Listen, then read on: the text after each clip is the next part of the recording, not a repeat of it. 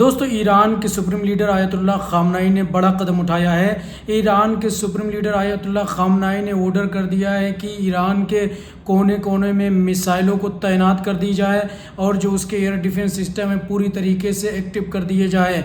यानी ईरान इस वक्त में फुल एक्शन में नज़र आ रहा है। और ईरान के सुप्रीम लीडर ने यह भी ऐलान किया है कि अगर उनके मारे जाने पे या उनको कत्ल कर देने के बाद में या उनके जो बड़े बड़े नेता हैं जो ज़रूरी हैं देश के लिए, उनको अगर अमेरिका इजराइल के द्वारा कत्ल कर दिया जाता है तो उनकी कमान को संभालने के लिए भी नए अपने व्यक्ति को नाफिज कर दिया है। जो राष्ट्रीय सुरक्षा प्रमुख अली राजी हैं दोस्तों, उनके हाथों में ईरान की कमान सौंप दी गई है। यानी ईरान को पूरे तरीके से कंट्रोल करेंगे, ईरान की जो भी हालात हैं उस पे नज़र रखेंगे। ईरान आगे वाले दिनों के अंदर क्या फ़ैसला लेगा वो अली राजी ही लेंगे दोस्तों। यानी इस वक्त में अली खामनाई पूरी तरीके से एक्शन में नज़र आ रहे हैं। अगर ईरान के बड़े बड़े लीडरों को कत्ल कर दिया जाता है या ख़ुद अली खामनाई का कत्ल कर दिया जाता है तो उसके लिए पहले से ही ईरान तैयारियों में लगा हुआ है। राष्ट्रीय सुरक्षा प्रमुख अली लारीजानी को दोस्तों अभी ईरान की कमान को उनके हाथों में सौंप दिया है। ईरान इस वक्त में दोस्तों फुल अलर्ट पे है, अपनी सेनाओं को अलर्ट करके रखा है। यानी ईरान की जितनी भी मिसाइलें अभी ईरान के कोने कोने में तैनात हैं उसका रुख अमरीकी तमाम एयरक्राफ्ट कैरियर के ऊपर है और मिडल ईस्ट में बने अमरीकी बेसिस के ऊपर है दोस्तों। और दूसरी तरफ इजराइल के तेल अबीब के ऊपर भी ईरानी मिसाइलों का रुख है दोस्तों। यानी इस वक्त में ईरान फुल एक्शन में है और झुकने का नाम नहीं ले रहा है दोस्तों। इसी बीच में दोस्तों अमरीकी स्पेशल एनवॉय यानी विटकोफ का बयान आया है।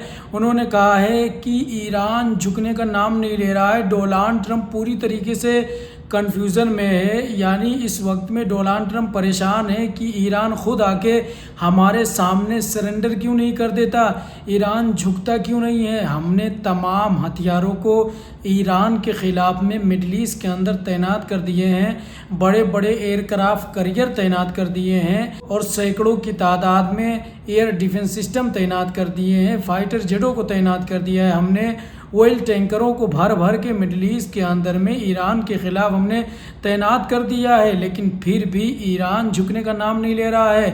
इससे दोस्तों डोनाल्ड ट्रंप फुल कन्फ्यूज़न में इस वक्त में नज़र आ रहा है। इसका खुलासा अमरीकी स्पेशल एनवॉय विटकोफ ने खुद किया है। मीडिया से इंटरव्यू में बात करते हुए उन्होंने खुद कहा कि हम खुद परेशान हैं कि ईरान झुकता क्यों नहीं है। ईरान खुद क्यों नहीं कह देता हमारे पास आके कि हम न्यूक्लियर हथियार नहीं बना रहे हैं और हमें न्यूक्लियर हथियार नहीं चाहिए, हम बात करने के लिए तैयार हैं, हम झुक रहे हैं, हम हथियार डाल रहे हैं और हमारे ऊपर आप हमला मत करो।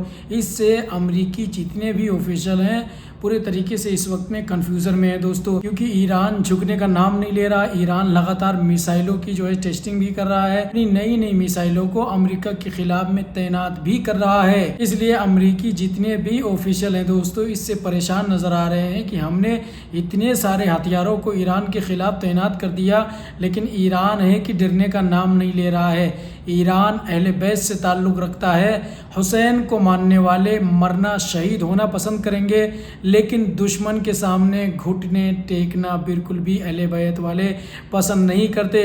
क्योंकि करबला में भी इमाम हुसैन ने दुश्मनों के सामने घुटने नहीं टेके, उन्होंने शहीद होना पसंद किया लेकिन दुश्मन के सामने घुटने नहीं टेके। यही चीज़ दोहरा रहा है ईरान दोस्तों। ईरान के सुप्रीम लीडर वही चीज़ कर रहे हैं। अभी ख़बरें निकल के आ रही हैं कि ईरान के सुप्रीम लीडर आराम से मस्जिद के अंदर कुरान की तिलावतें सुन रहे हैं, तराबियों में मशगूल हैं, यानी खुदा की इबादत करने में इस समय मशगूल हैं। और इधर अमेरिका ईरान को डराने के लिए भर भर के हथियार मिडल ईस्ट के अंदर तैनात करता जा रहा है और ख़ुद कन्फ्यूज़ है। अमेरिकी ऑफिशियल खुद बोलते हैं कि हम कन्फ्यूज़ हैं कि ईरान डर क्यों नहीं रहा है। वहीं पे दोस्तों अमेरिकी वाइट हाउस के अंदर बड़ी योजना बनाई जा रही है ईरान की न्यूक्लियर साइट और जो मिसाइल साइट है वहाँ पे हमले करने की। मीडिया रिपोर्ट्स के मुताबिक वाइट हाउस में इस पे चर्चा किया गया कि ईरान की मिसाइल जो साइट है और जो न्यूक्लियर साइट है वहाँ पे एक ऐसा हमला किया जाए जिससे एक ही बार में पूरे तरीके से ईरान की जो न्यूक्लियर साइट है और जो मिसाइल साइट है तबाह हो जाए, ये योजना बनाई जा रही है अमेरिका के द्वारा। दोस्तों, व्हाइट हाउस में अभी लगातार खिचड़ियाँ पक रही हैं। अगर अमेरिका एक ही बार में तबाह करने में असफल हो जाता है दोस्तों, तो अमेरिका को बड़ा नुकसान उठाना पड़ सकता है। अमेरिका को सबसे बड़ा डर है कि अमेरिकी जितने भी मिडिल ईस्ट के अंदर बेस हैं, जो एयर बेस है, आर्मी कैंप है दोस्तों यहाँ पे, उन सबको ईरान की मिसाइल तबाह कर देगी। जितने भी मिडिल ईस्ट के अंदर में अमेरिकी एयर बेस हैं दोस्तों, वो सब ईरान की बैलिस्टिक मिसाइलों की रेंज में आते हैं। इसीलिए अमेरिका अभी जल्दबाजी नहीं कर रहा है ईरान के ऊपर हमला करने के लिए, और वाइट हाउस में कुछ ऐसी प्लानिंग कर रहा है कि किस तरीके से एक ही बार में वाइप आउट कर दिया जाए, एक ही बार में पूरे तरीके से ईरानियन न्यूक्लियर साइट को तबाह कर दिया जाए, ईरानी मिलिट्री साइट को तबाह कर दिया जाए, और ईरान जहाँ पे बैलिस्टिक मिसाइल बनाता है वहाँ पे एक ही बार में एयर स्ट्राइक करके हम चुपके से अमेरिका निकल जाएं और ईरान इसका जवाब ना दे। लेकिन अमेरिका की ये भूल होगी, जो अमेरिका अभी योजना बना रहा है ईरान के ऊपर हमला करने की, ये सबसे बड़ी गलती होगी अमेरिका की। दोस्तों, ईरान पे अगर अमेरिका हमला कर देता है तो फिर ईरान तो जवाब देगा ही, और ऐसा जवाब देगा। ईरान ने तो पहले ही कह दिया है कि हम इस बार ऐसा जवाब देंगे कि मिडिल ईस्ट के अंदर जितने भी 40 से 45 हज़ार अमरीकी सैनिक हैं, वो सब को हम कत्ल कर देंगे एक ही बार में। क्योंकि ईरान के पास में तो भर भर के ड्रोन हैं, बैलिस्टिक मिसाइलें हैं, एक ही बार में हज़ारों की तादाद में छोड़ देगा, तो कौन सा अमेरिकी एयर डिफेंस सिस्टम उनको एक साथ में रोक लेगा। क्योंकि जब भी कोई चीज़ झुंड में आता है तो ये जो अमेरिकी एयर डिफेंस सिस्टम है, आयरन डोम है या पैट्रियोट सिस्टम हो या कोई भी और एडवांस एयर डिफेंस सिस्टम हो, वो कंफ्यूज हो जाते हैं उन तमाम ड्रोन और मिसाइलों को पकड़ने में दोस्तों। तो अगर ईरान एक साथ में मिडिल ईस्ट के अंदर जितने भी अमेरिकी बेस हैं वहाँ पे हज़ारों की तादाद में मिसाइलों को छोड़ दे या ड्रोन को छोड़ दे, तो फिर अमेरिका के जितने भी बेस हैं वो सुरक्षित नहीं रहेंगे। वहीं पे दोस्तों, चाइनीज़ सैटेलाइट के द्वारा बहुत बड़ा खुलासा हुआ है। अमेरिकी जितने भी बेस हैं मिडिल ईस्ट के अंदर में, कतर हो या जॉर्डन हो या ओमान हो दोस्तों या यूएई हो, इन सभी जगहों से रिपोर्ट आपके सामने है, इन सभी जगहों से अमेरिका अपने हथियारों को निकाल के सऊदी अरब के एयरबेस पे पहुंचा रहा है।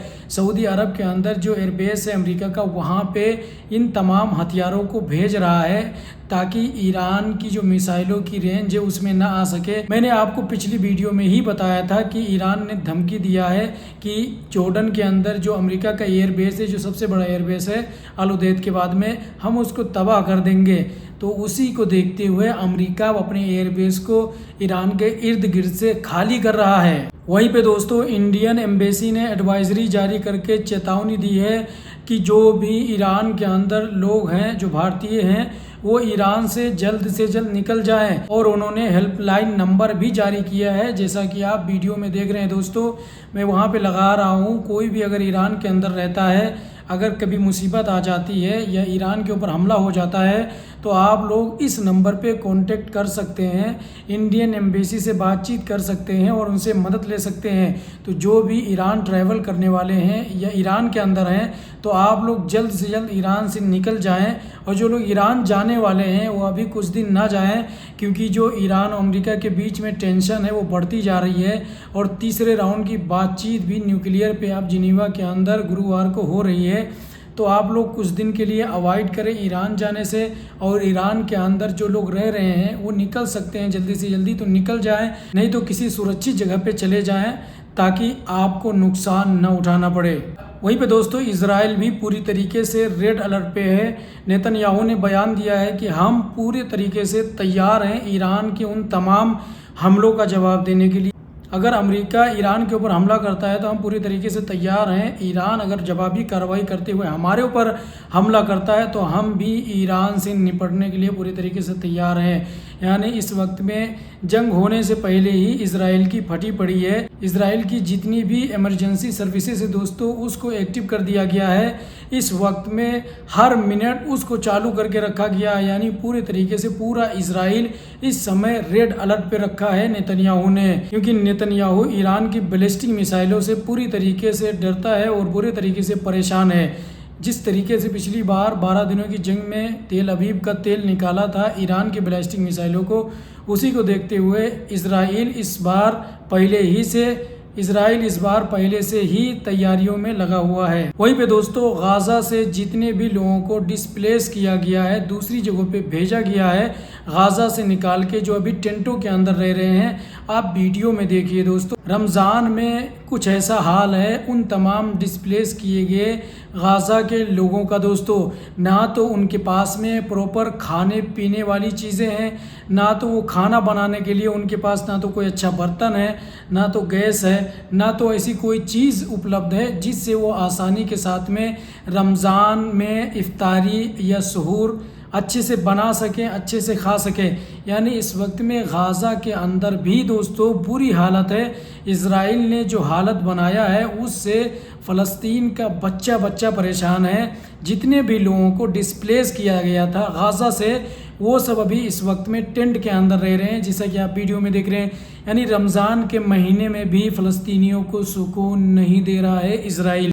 इज़राइल के हमले गाज़ा पे अभी जारी हैं और गाज़ा से जितने भी लोगों को डिस्प्लेस किया गया है दोस्तों रमज़ान में, उन बेचारों का इस तरीके से हाल देखने को मिल रहा है। आप लोग गाज़ा के लिए दुआ कीजिए, बुरी हालत है, अभी भी हालात सुधरे नहीं है। इज़राइल लगातार गाज़ा के जितनी भी बनी हुई बिल्डिंगें हैं उनको बम लगा के सफाचट बराबर कर रहा है ज़मीन को, और वहाँ पे इलीगल तरीके से ख़ुद के सिटीज़न को बसाने की कोशिश कर रहा है। उसने ऐलान भी कर दिया है। तो दोस्तों ये थी आज की खबर। आप लोगों को कैसी लगी कमेंट में ज़रूर बताइए। इस वीडियो को शेयर कीजिए, चैनल को सब्सक्राइब, पेज को फॉलो नहीं किया है तो आप लोग ज़रूर करें।